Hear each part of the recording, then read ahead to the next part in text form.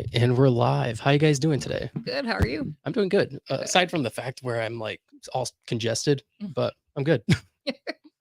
Thanks for joining the podcast again. Thanks for having me. You were on almost a year ago. Yeah. It was in February, and your story was pretty impactful. What was the response like after people had listened to your episode? It was crazy because I went back to work, um, and I don't have a filter. Like, it just doesn't work in me. And so there were a lot of times where I would just feel urged to tell people a little of my story. And I actually was able to share my podcast with so many people that way. One of our contractor sons, a heroin addict, and he doesn't even know where he's at. So like my story gives him hope. One of our customers watched my podcast, heard me talk about Haven House, and wrote them a check Wow. as a donation. Wow. Yeah. I just did an interview that'll air January 19th about Haven House and all that they offer and how much they changed our lives. Well, So, what where was the interview done through? Who was it? Fox 47. Oh, okay. Cool. Yeah. That's very cool. And can you explain real quick what the Haven House is and Sure. what they do? So Haven House is a family shelter. You can bring your kids. They help you with transportation needs, how they give you skills. Find an apartment on your own, get a job. They help you get those things, but you have to do the work. And then once you get into a place that your own place, they have a program afterwards called Partners in Progress, and they follow you for a whole year. Household cleaning supplies, toiletries, they do Christmas gifts at Christmas time. She was going to the charter school at the time, and they got her all uniforms. Wow. Like, it was just they do amazing work there, and they are so very, very worthy of everything that they get. In February, there'll be a called Pancake Palooza, and it's their fundraiser of the year. Very cool. Maybe I should reach out to them. Oh yeah, Have they're them on. amazing. Now, this is a daughter's perspective podcast. I've never Yes. done something like this, so this will be interesting for me as well. But Grace, did you listen to your mom's episode? I personally haven't yet. I try not to listen to like when she does things like this. I try not to listen to them because there's a lot that happened in that time that I don't know about, and there's a reason I don't know about it. And so no, I haven't. So I guess let's kind of like share your perspective of the things that your mom had gone through and you had gone through as well, and like what kind of impact that's had on your life. So when I guess like the first time that I remember like actually coming to like in my mind I knew something was wrong. I was about I want to say 6, 7 years old. And I believe at this time my mom had overdosed in our house, and my older sister, she's 10 years older than me. Should have been like 15, 16 at the time, had actually found her and saved her life. Um, I, of course, did not know any of that. I just knew that my mom was being taken out of my house in an ambulance and that this wasn't the first time that I had seen her sick, like, all the time. Um, After, like, realizing that there's an issue and it seems to be a big one as, like, a small child, I could never I felt like I lost, like, that peace that children are born with, you know what I mean? Like the Security. innocence. Right, Yeah. yes. I felt scared all the time. I didn't trust anybody anymore, and I was alone most of the time. At the time, my dad was working 2 jobs because he had to, and my sister, honestly, being her age now, I cannot imagine how she was feeling. So, of course, I mean, she wasn't home very often, and even when she wasn't in the state of mind to be exactly helpful. Yeah, I could imagine that that would be extremely difficult to witness. I just want to say you're okay. Like I noticed you're getting a little nervous. You're all right. Um, and but you're obviously able to talk about it with strength, which is incredible. The way I see it is if I had to feel that pain to become who I am today, and if I can share my story and share how I felt and how I got through it and help somebody else who might be going through the same thing, I'm putting good into the world with the bad that the world gave me. Yeah, absolutely. You always use the things that you had gone through as a way to inspire and motivate other people. That was the whole point of me wanting to start this podcast, was to use my story to help, elevate other people's stories. So that I kicked off the podcast by telling my story, and then it allowed me to have other people on to have the same experience, which is incredible. I think this right here is really important. I feel like the inside, like the minds and the hearts of people like drug addicts and homeless people and people like even criminals, people like that who get a bad rep. I feel like it's really important to know that not all of them are the same and not all of them are as made out as they are to be. Yeah, absolutely. Yeah, you are not your mistakes. And I say that often because you can quickly change very quickly with just a simple decision that I'm not going to do that thing anymore, or I don't want to be that anymore. Right. So I'm trying to somebody said this in my presence, and it was just a couple of weeks ago, and I don't know who said it, I don't know where it came from, but I'm trying to get her to understand that you're going to never succeed in life if you don't first learn how to fail. And so I've been watching this beauty emerge, that okay, I made a mistake, or oh, I did this wrong. Okay, I'm going to try it this way. mm, yeah, that's an important thing. Like once you learn how to not do it, it's not necessarily failure. It's just a learning experience. It's a learning curve. It's honestly just the way you think about it and look at the situation. Because like you could decide to fail or not decide to fail, but you could fail and then decide that from that point on that I'm not going to do this anymore. I didn't like the way that felt and I just give up. That's failure. Failure is when you Yeah, give up and you choose to not work on it anymore. that's fair. I think learning from your mistakes is more important than being upset about your mistakes. Like it's really easy to get caught up under I did this wrong, like I can never get out from under it. This is always going to be how it is. But I'm learning now that when I do make these mistakes, if I can learn from them, then it wasn't a mistake. It was meant to happen. And I think that's really like once you get like the grasp of that, life is just so much easier. Especially when you've gone through tough situations, it creates it makes you stronger as a person, and you kind of learn from other people's mistakes that I don't want to go down this road. I don't want to do this. I don't want my life to be like that. Is that something that you've kind of developed with seeing your mom go through this Yes, recovering journey? And 100%. Um, so of course, obviously, you're told when you're growing up, drugs are bad. Don't do them. Drugs are bad. Don't do them. But I feel like I never realized how crippling, like actually bad they are until I actually saw firsthand what they do to not only the people that are taking them, but the people around them. And so definitely now, like if I'm out with my friends, like, yeah, I still go out with my friends. Yeah, I still go do things that teenagers do. But if I'm offered like an edible or like a blunt or something like that or a bottle, I'm gonna say no. I'm not gonna not be friends with those people anymore, but I personally am gonna say no because I'm not gonna mess around and find out what that has to do with me.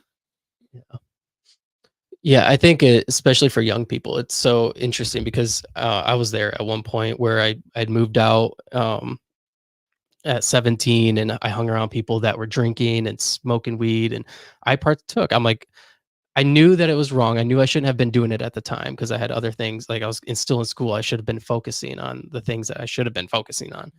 But instead, I decided that no, why not? And then I started going down this path. I would do it every day.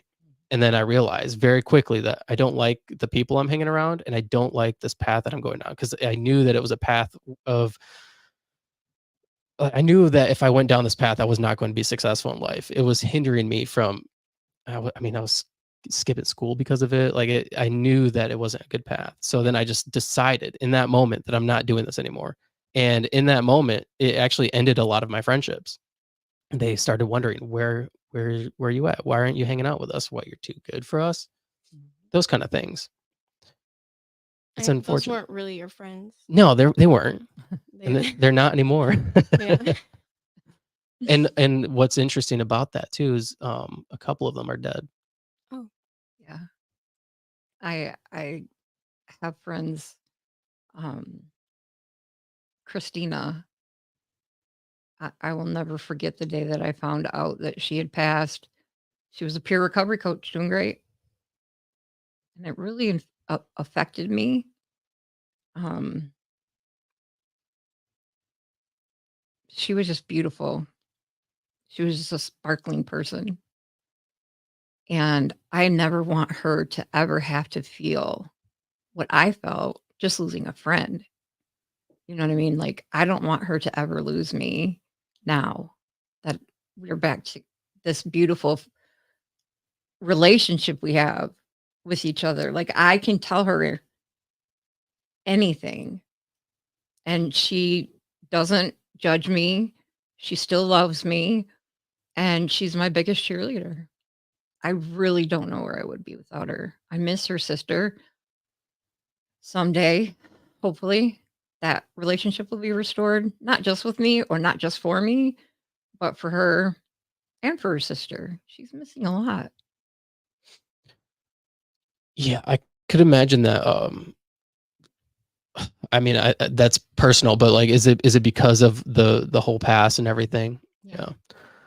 What made you not want to hate your mom, and what made you want to uh, stick by her side during I all this? I did hate my mom for a long time. I thought I did. I did feel a lot of animosity in my heart towards her, and I didn't talk to her for the longest time. I was only with my dad. I was by my dad's side. I didn't like her because this, and this. I didn't like her because what she did to me. I don't like her because what she did to my sister. I don't like her because what she did to my dad. But I was really young, and I'm still really young. And so growing up like a year without my mom, I realized like I need her. Like I need help. My dad was not equipped to raise girls, Mhm. at least not by himself. Um, and I was living in with my father and his parents, and that itself was a really horrible situation for me. Um, I'm thankful that they took us in and whatever, but there were just a lot of things that happened there that I'll never be okay with, and I felt like that stunted me a lot emotionally, just mentally. I just don't feel I never felt like I was ready for the world. And so once I realized that my problem was I don't have my mom and I need guidance, the people in my life are not guiding me, I realized I had to let go of that bitterness in my heart and that I had to learn to forgive my mom and realize that she's a human too and that this is the first time that she's living life as well. Um What did that look like when you decided to forgive her? um I I gave her a call one day. I said, "Dad, I want to call my mom." He said, "Okay." And I called my mom, and she was so excited when I called her, like, actually excited. And I felt better. I felt better after I talked to my mom. And was it a long journey? Did a lot of feelings that I'd pushed down come up out at her, out into the world? Yes, it did. Was it nasty and would I never want to do it again? Yeah. But would I do it again? 100%. It's I think it's one of the hardest things I've ever gone through was learning to forgive those who have done you wrong. So hard. So hard. That's such a beautiful thing that you were able to forgive your mom. That's one thing a lot of people had told me, with my past, like, "How could you forgive? How could you just be okay with it? How could you have relationships with those kind of people?" And the thing is, like, what they don't realize is that by holding on to that bitterness, it actually stunts your growth as a Mhm. person. You cannot be successful in life if you have all these grudges and this bitterness and this angst against other people. Yeah, Forgive Forgiveness isn't for yourself or for others. It's for yourself. that's how you move forward. Absolutely. And Absolutely. that's how a lot of people get involved in drugs and alcohol because they can't forgive. And then Yep. they blame their parents Yep. or they blame a certain person or a situation as to why they're this way. So the fact that you were able to do that shows how strong you are at such a very young age. Thank you. Yeah. Um, I don't like remember finding my strength. Like I don't remember like, oh, one day I like, yeah, I'm strong now. Like no, it comes from falling down and just breaking over and over again and having no choice but to like build yourself back up. And I feel like I spent too much time avoiding the effort that it took to build myself back up, and it took me forever to get myself to where I am today. If you would have met me like 3, 4 years ago, you would not we're not the same person anymore. Um, so it's really just it's more about the journey than it is the destination. Absolutely.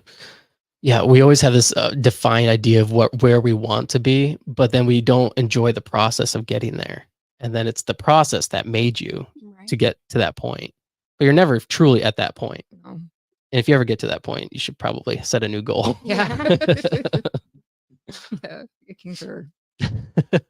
What's now alright, so you guys were homeless at a certain point, um, what was that like? Were you homeless as a child, like, with your mom or No, no, no. Well, So yeah, but well, yeah, so when I was, like, thinking before, like, growing up, we were always stable, but about after my parents got divorced and after my mom's last overdose and all of that, it put us in a really rocky position.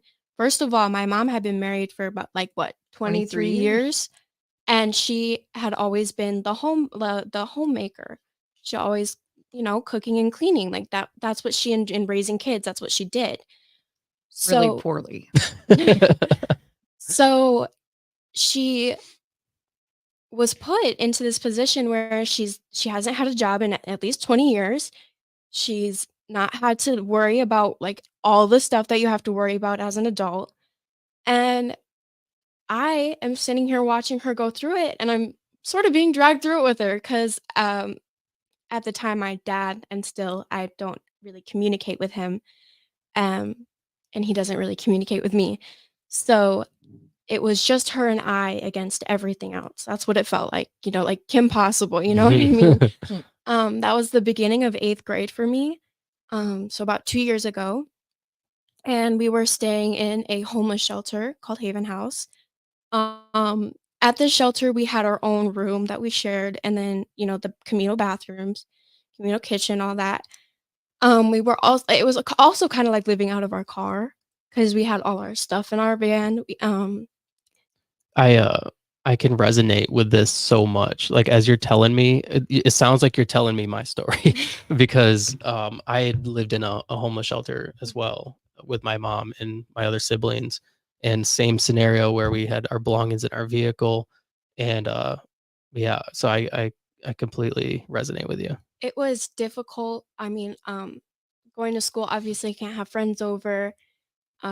Nobody knew in school, like Was it that. something you were ashamed of? Oh yeah, I felt very ashamed. I had never experienced.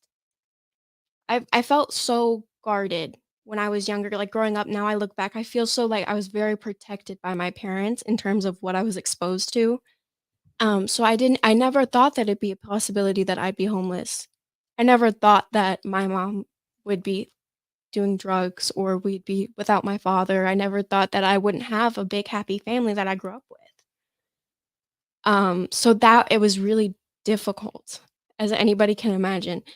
I mean, it's not as bad as you probably do imagine, because I imagine some pretty horrible stuff, but it shaped me a little bit.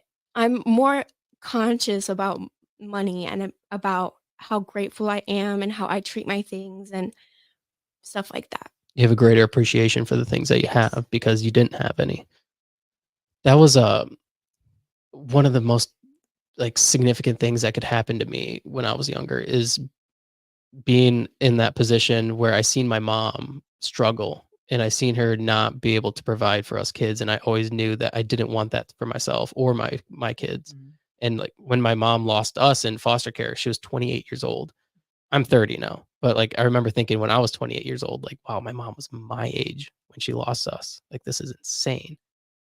And you had kids. And I had kids. Yeah. That's sort of how I feel now about like resentment. It's really easy to resent the other people in your life when one of the main people in your life is doing wrong. If that makes sense, like how my mom was messing up. Everybody else in my life, there was stuff that needed to be done. There were things that needed to be taken care of. I needed to be taken care of. But because of the hurt that they're feeling from other people, I'm not getting that from them, right? So now that I'm grown up, I sort of feel like a lot of anger towards the people that were in, because in a way, a lot of them failed me. And so growing up, like I was told that my mom was a horrible person, like she's this, that, and the third. She's I was just told these horrible, horrible things you could never imagine about your mother from like your grandparents and your aunts and uncles and your just people in your life that should never be talking about your parents that way to a minor. And learning to love my mom from that was super difficult. But I feel like that's something that a lot of kids like me go through. When she first came back, um, it was just for a couple days initially. And then it was a little longer and a little longer. And she was very resistant to caring about me. She did not want to love me. She did not want anything at all positive to be, because it felt like it was fake or a facade. And she pushed hard. There were times when I was like, I'm going back to jail today. I just know it. And I hadn't even been there yet. And so, like, it was, oh, maybe I had been. I don't know where I am. Anyways, but it was hard to keep myself. I had enough recovery time. I think it was about, I had about a year clean, Mhm. maybe a little bit more. And I had enough programming that I could stay calm and I could stay focused on what was really happening. Do you feel like having her back in your life also helped with that process Oh, of yes. staying clean and wanting Yes. to succeed at that point? Yeah, my rock bottom was the day her dad took her away from me. I haven't touched anything since. I can't. I already lost my other daughter. I'm not giving this one up. I'll fight you for it. Sorry, we have some comments. Somebody said, "So proud of you, Lori. Great podcast, Dave. Sorry, I'm late. Is this for what?" Okay, I'm not putting that one up. That has to be one of your friends. I have no idea who that is. Oh, we're gonna Facebook stalk now. Yeah, I mean, this brings me back to the whole bitterness thing and like trying wanting to succeed and move forward. Like as a young person, it's so important to do because then like now you're setting yourself up for success in the future. You're setting yourself up for being able to, I mean, it's like a mental strength and fortitude to be able to forgive people. Personally, forgiving people for me, I've made it seem in my brain as a way to I've told myself over and over again that this is not for them, this is for me. It's almost like a reward to me, forgiving people. I've made it almost like getting a little treat. You know what I mean? Um, it's just to know that they can never say that I'm bitter. I won't forgive them. I won't talk to them. I won't do this, and that it's them driving the wedge between us. It's just that feels like a reward to me. Well, and it's also when you're not willing to forgive somebody and you hold resentment, you hold a grudge against them, you're giving them power. You're right, and you're hurting yourself. Right. And I also think it's really rewarding to be able to say, I have this door open for this person, and to be able to know that when it's time for them, then that I control when this door is open. You know what I mean? I can forgive you and open the door, but I can still close it. And I think that was really hard for me to learn too, because I always thought like especially with adults, I always thought like I have to forgive this person. I cannot ever bring it up again. But my mom actually taught me like, you have a problem with me and you can bring it up to me and we can fix this. And I always thought that it was just better to just keep it to myself, which it isn't. It isn't. Yeah, it's always better to communicate and work out the issue. That thing they say about pushing stuff down and it coming back up is 100% true. It does come up, and it comes up way worse than it felt going down. How did you learn this stuff? Did you go to therapy? Like, how did you work through these issues? Did you just I like have been to therapy. I've never stuck with a therapist. I personally don't, it's just not for me, or at least I haven't found a therapist that is for me. I learned a lot of this from AA meetings, actually. I go a lot with my mom to her. I used to. I don't so much anymore, but I used to go a lot with my mom to her AA meetings and listening to like the serenity prayer and listening to like the steps and other people share their stories. I've learned a lot of this. Are you cold? Yes. you're cold? Your Mhm. coat's right here. She's like Sorry. quivering. I can turn the heat up a little No, bit. It's okay. Um I'm okay. that's one thing that I find extremely powerful is listening to other people share their stories because then like you're kind of getting an education about the things that they've been through and what not to do and like oh like I never thought that that could possibly be a trigger for that person or a trigger for Right. like so many things. I take those situations that other people have been in and I apply them to the situations that I face in life. So like there is somebody that I met actually through recovery and through AA meetings. His name is Carlos, and he is like an older brother to me. And he taught me so much. He's taught me so much. But one thing that he has taught me, and I'll never forget, is that you don't have to like somebody, but if you respect them, they'll respect you. And so, and I feel like that fits in to like what recovery almost is all about in a way. And you have to hear me out a little bit. If you respect your recovery and you treat it like it's listening for my mom, I'm not an addict, so I'm not trying to speak for addicts or anything like that, but my mom says that if you feed your recovery and you starve your addiction like that, I don't know, I just feel like it's really powerful.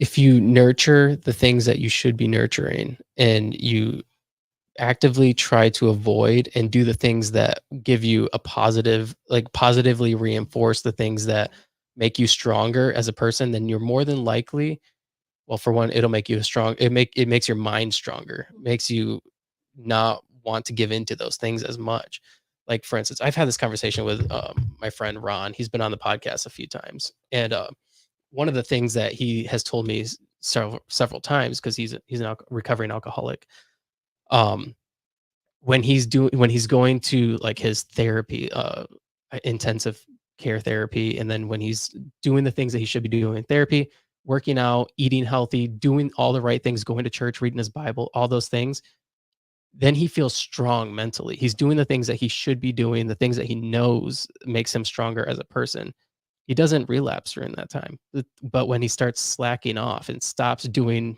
maybe he'll start with one thing stop eating healthy then he'll start or stop working out and then he'll start doing something else instead of the things that he should be doing then that's when you're kind of slowly going down this path again. Yeah. That's a lot like when you do good, you feel good. Yeah. And I feel like that that's one of the one of the most important things to learn. And I feel like it's said a lot and I've never listened to it until like I realized like they're right. When you do good, you feel good. And it's like sure, it's fun. It can be fun to go out and party and drink and all that. But when it gets to be a problem, it's no fun anymore. Mm, When, like, you know what I mean? Like, when you can't go a day without it, like I've dealt with this because I mean, I don't know if I mean, you probably do. Addiction is actually like genetics. It can be like Passed on. yeah. So I do have addictive tendencies and I have noticed them and I've had like I do like I really like to read. So you'll say, "Oh, reading is so good for you."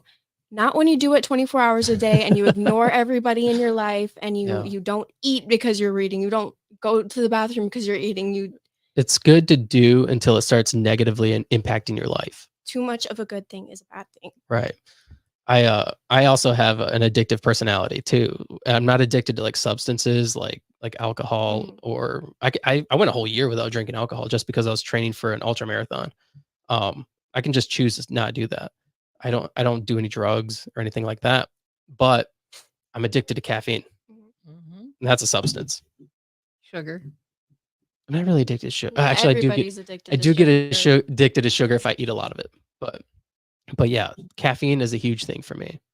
And then I realize I know it is, but I'm okay with Yeah, it. some of our addictions are acceptable to society, you Yeah. know? Yeah, caffeine's for sure a drug. Yeah, nicotine and caffeine and even dopamine, just trying to Trying to feed. Adrenaline. Yeah. yeah, adrenaline. Yeah, a lot. What is your opinion of people who are addicts? My opinion, like on addicts themselves, people who Addicts, are in active addiction, anybody who, yeah, let's say active addiction. What is your opinion of those people? my opinion on those people, that I hope they find some help. That I hope that they want that there comes a time in their life that they say that they want help and they're ready to change. I don't think that they're any different than you or I. I think that they're just a little lost. They're just going through something, just like everybody else. Theirs is just a little different. I don't I think sorry, my voice. I think addicts get a bad rep. Um, that they're people that just can't be helped. They're people that society kind of just deems as like I don't know. And maybe it's because of like the typical addict abuses the relationships Mhm. that they're involved that they have. They abuse the people that are in their lives. And so they tend to get a bad rep. But when somebody's in active addiction, do you think that anybody could help them? Yeah. I think that the only person that can help them is themselves. Actually, let me take that back. I think the only person that can help them is themselves. I don't think there is anybody else that can help them. I personally believe that you have to want to help yourself. Nobody else is going to want it as bad as you are, and nobody else is going to fight for it the way that you should. My friend Ron, he's told me several times that a judge couldn't order him sober if he wanted at a certain point in his life. Rock And rock bottom's different for everyone. It really is. The thing that, being an addict, whether in recovery or active addiction, one, we're hiding from something. There is something going on that we don't know how to deal with, and so we mask it. The second thing is that people loved me back. We all need somebody that will be on our side. It's yes, it is something that only I could do for myself. But there are times when I'm not enough for me and I have to reach out or talk to somebody. Cause in here, like this is the most dangerous place on earth for me because I get in my mind and well, nobody loves me because I did this, I did that, and I did this. And her coming back that first year and a half was hideously hard for me. I did multiple meetings a day to be able to live because without her and her dad, I had already lost her sister. That was not an option for me anymore. I had to do something to get it back. I'm not a superhero.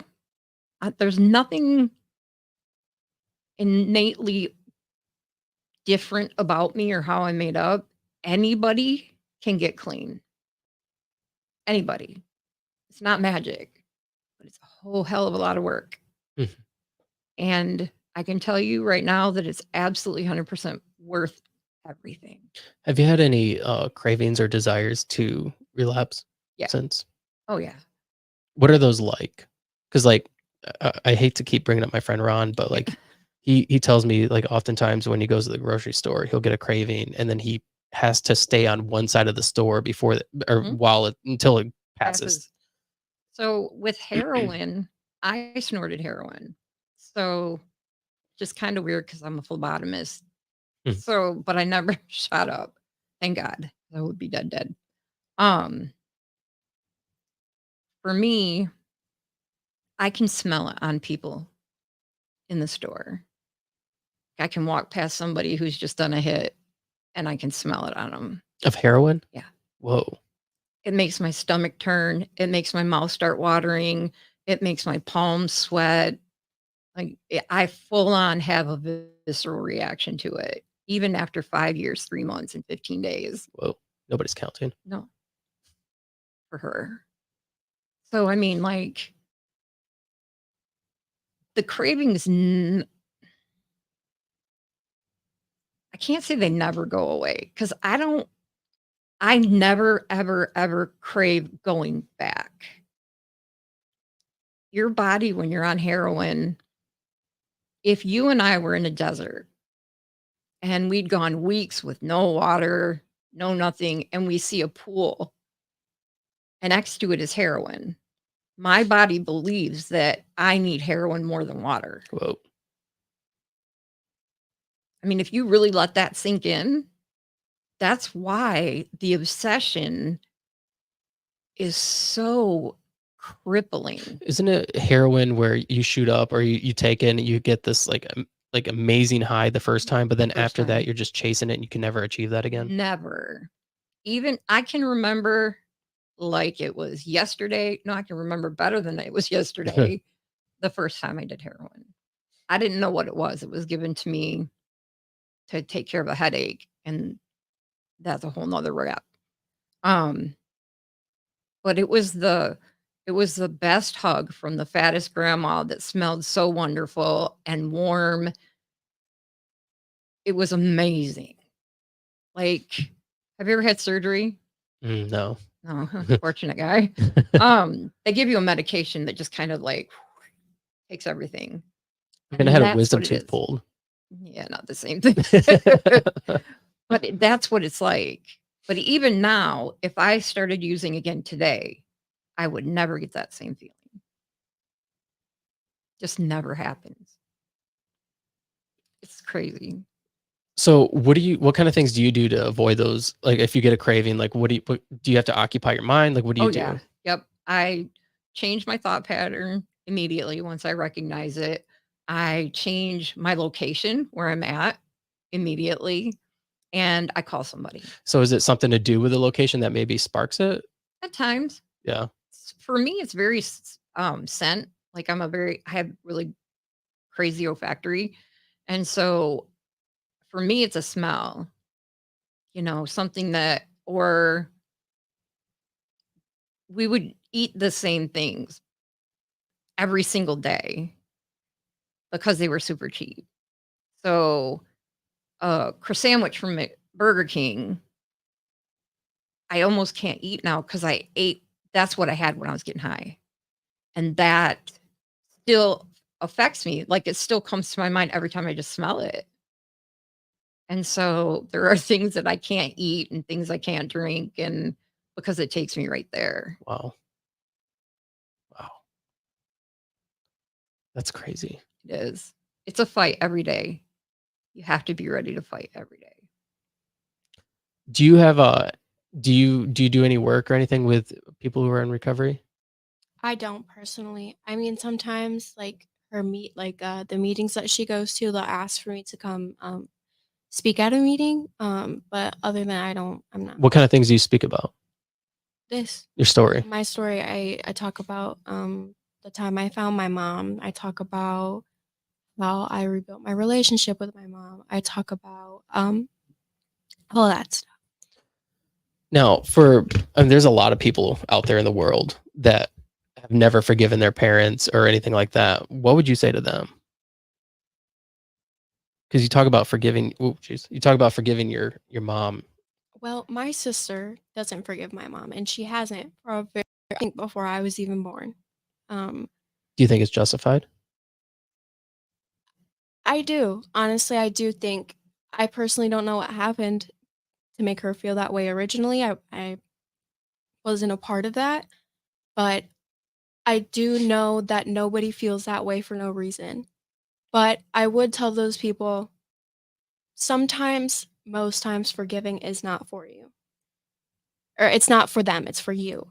So that like if you think if you're waking up every day and you're thinking about how much you don't like your parents or you don't like anybody, if you're waking up every day and you're giving that person the time of day, then honestly at that point it's just hurting you. You're just bitter, and I bet you it's bleeding into your other parts of your life as well. Mm. And Oh, it can really make you just an unlikable person, and it can really just destroy you in almost every aspect.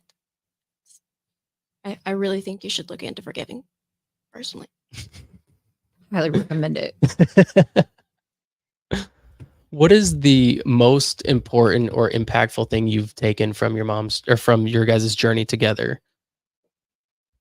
It's never too late to try again. It is in most, if not all cases, it is never too late to try again. Like in life, if I fail something, if I fail a class, it's never too late to retake it. I don't care. I don't care if I don't graduate until I'm 25. I will have all my credits. I I've seen her get up and just get right back on the horse so many times. How could I not? It's the biggest thing. That's awesome. I love that. Yeah, that's a strong mind there. That's a personality of not giving up, and not giving up is one of the most important things in life because I mean we talked about at the beginning. Once you give up, then that's failure, and Yeah. nobody likes to fail. No. She's one of the strongest people I know. She is. She literally found me overdosed in the kitchen. Saved my life. What was that like? I mean, I can tell the story if that's Yeah. I was 10, 9 actually, no, 10, 10. I was 10 years old, about to turn 11 in a few months. We were living in a very old house in Corona, and across the street from the house was a convenience store. You'll need to know that for later. Hmm. So, sorry. You're good. So one day my dad wasn't home. He was gone to work, and he worked really far away. He worked in Auburn Hills, which if you're not from Michigan, you're not from that area. That's like an hour and a half, 2-hour drive, I want to say. I don't know. It was long. I know that. And it was like early morning, early afternoon, kind of towards the evening-ish, you know what I mean. Um and I remember I was upstairs and I heard this thud. And I knew my mom was downstairs doing dishes, so I was like, "Okay, I'll just go see what that was, like, maybe someone's here." So I remember I went down the stairs, and as I'm walking down the stairs, I can hear the sink running, and I thought that was weird because like, she's doing the dishes actively, they're supposed to be soaking.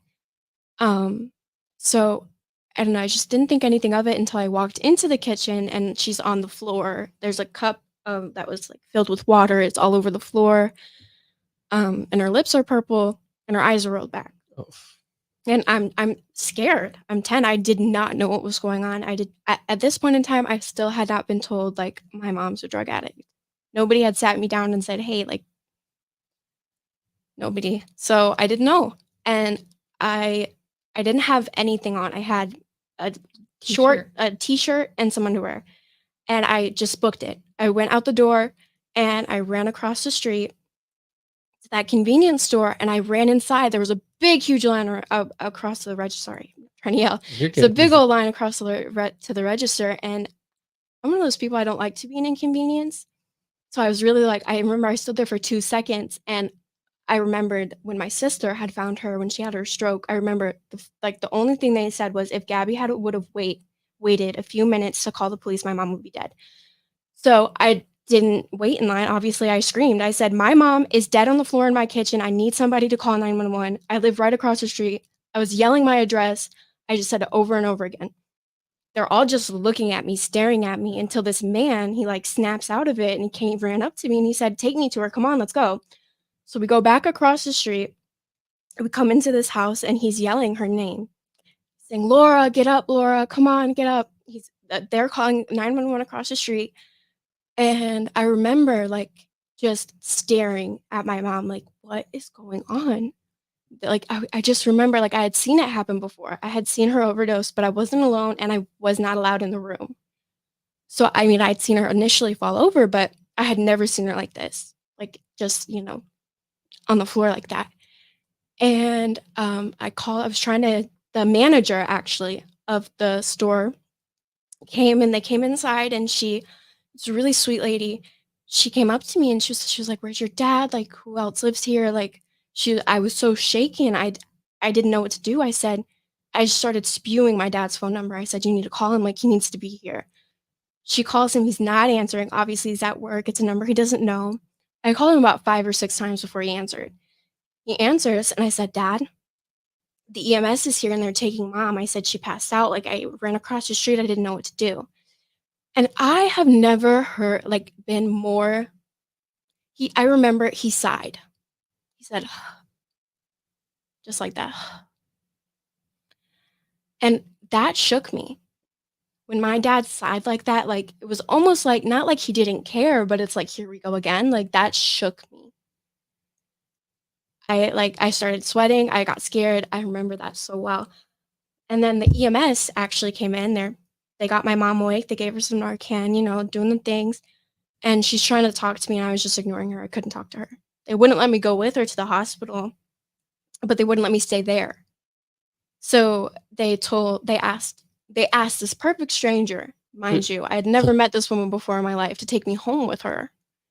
And she did. She took me home with her. She bought me some KFC, and I remember I went and I sat on her couch and I watched, I think it was like Amazing World of Gumball or something like that for a few hours until my dad got there.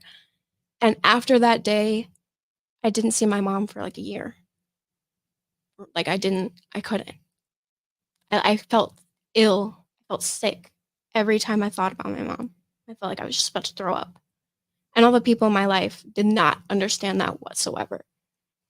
I grew up, actually, both my parents went to Christian college, and they're very religious people. I grew up in a church.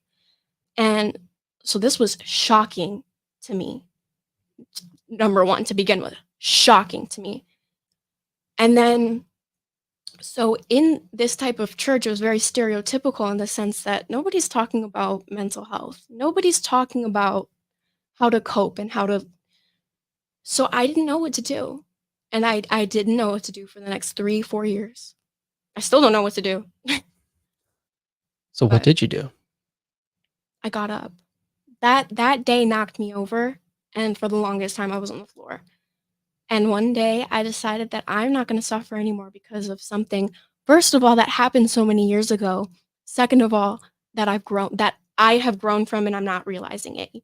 Like, I didn't realize that I was growing so much for so long. I thought I was just miserable. And then one day I just kind of I felt like, "Hey, I'm actually pretty okay. Like, I can do this. I can do this." Somebody said to me, actually, I don't remember where we were, but I think it was an AA meeting or something.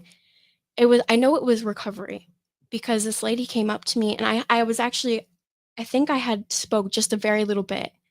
I don't really remember where we were, but I do know that this lady came up to me and she told me I needed to hear that so bad.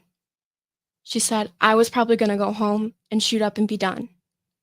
She said I needed to hear that so bad, and I've never like that. Literally, I just realized, like, I can do this.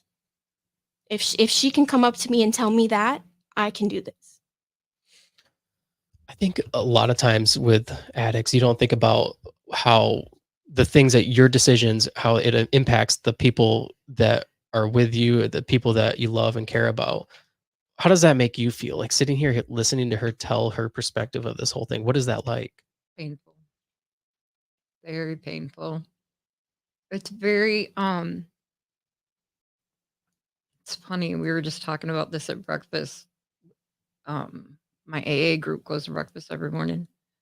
And we were just talking about being able to have pride in yourself and be proud of yourself. It's almost a perfect dichotomy. Like half of me is so proud of myself for where I'm at and what I've done. Like crazy. The other half of me remembers that day. And forgiving yourself is a million times harder than forgiving someone else. Because I know what's going on in here. I know what I was thinking.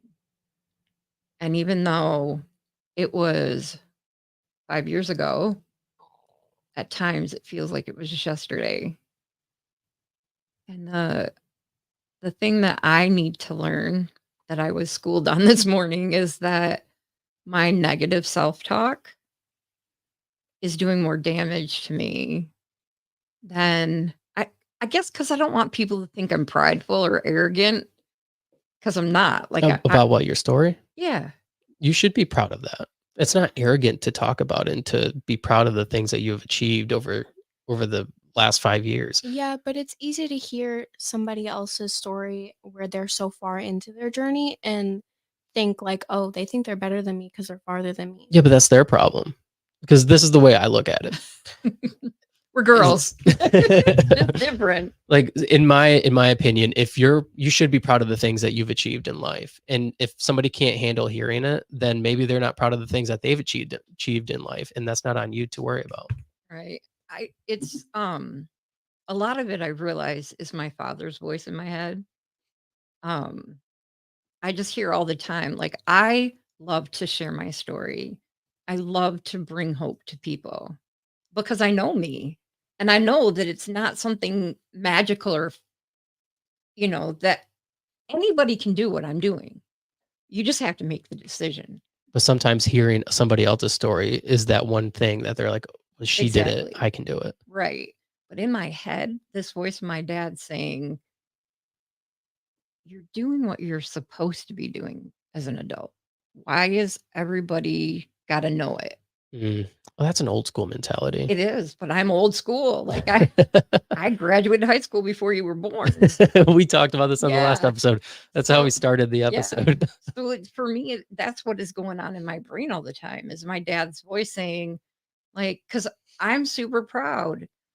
My car's paid off. I'm almost paid off my student loans. I have an amazing job and friends that I care about and I love that love me for real. I just got approved to buy a house, like my own house in my own name. And I'm so excited to share that. And then in the back of my head, it's like that my dad saying, well, isn't that what you're supposed to do? Mm. Yeah, So it's like that's that self-doubting mentality. And but the thing is, I've had so many people tell me, especially when I first started this podcast, because I started by sharing my story, and they're like, why would you put that stuff out there? That's personal information. But the thing is for one, everybody puts personal information out there now with right. Facebook. Like you upload a picture of your kids, that's personal information. But the thing is the stories have been so impactful, not just mine, but everybody's. Like your story, just on YouTube alone, your last episode had like 360 some views or something.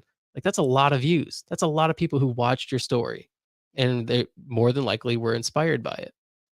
I hope so.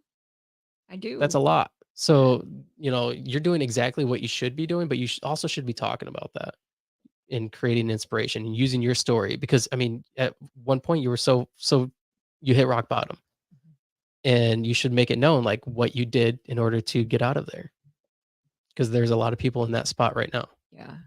And I run into it. It's kind of ironic, running into it at work. Like I live my life out loud.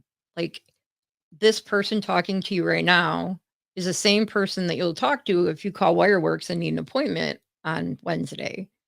I don't have a facade anymore. I've learned how to tell the truth. I've learned how to accept the truth from other people. That was one of the hardest things for me. Um, as an addict, everything you do is a lie because you're constantly covering everything up. Teaching yourself to tell the truth again, especially to yourself. That was really, like, it's been a horrible journey for me, like, really hard, but it is. I can't say that I regret my journey.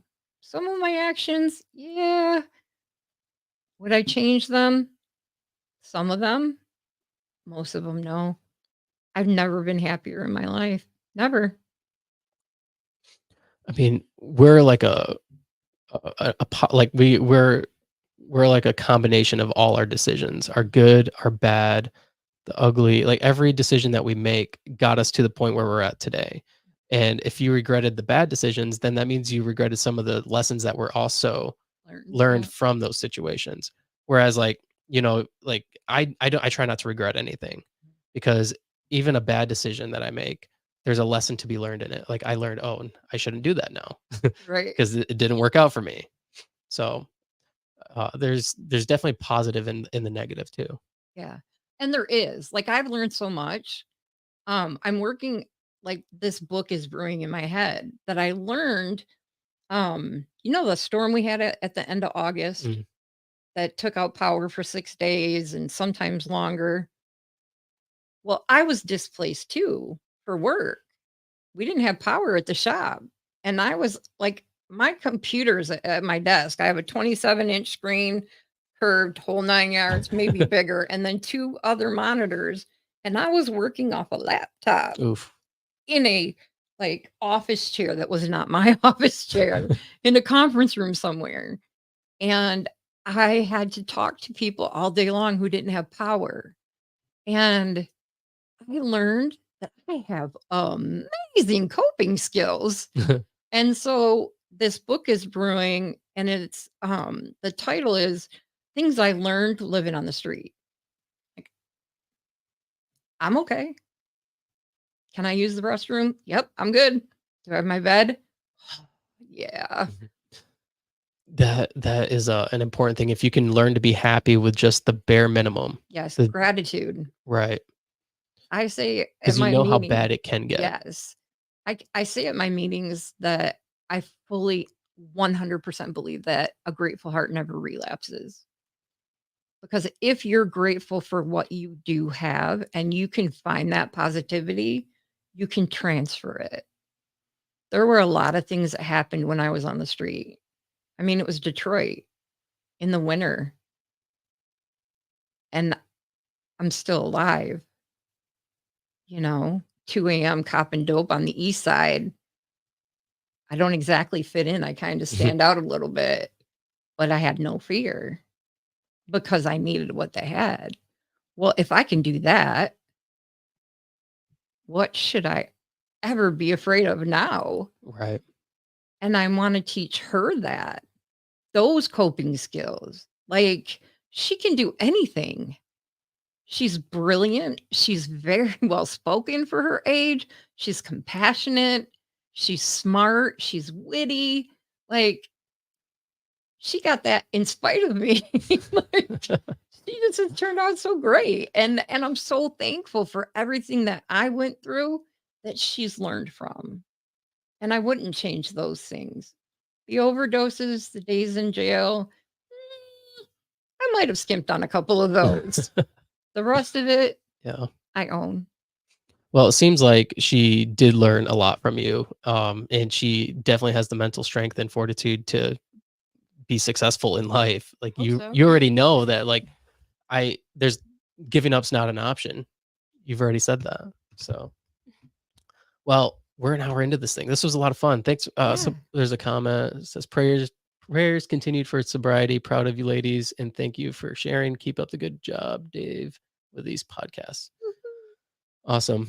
Yeah, I'm glad to be able to host something like this. This is the first, so it was a little like awkward trying to like find our vibe, but this was fun. Thanks for doing it. course. And Thanks for anytime. having us. what's that? Anytime. Yeah, absolutely. Thank you. Yeah. All right. Thank you, ladies. Thanks Yeah. everybody for See watching. ya. See ya.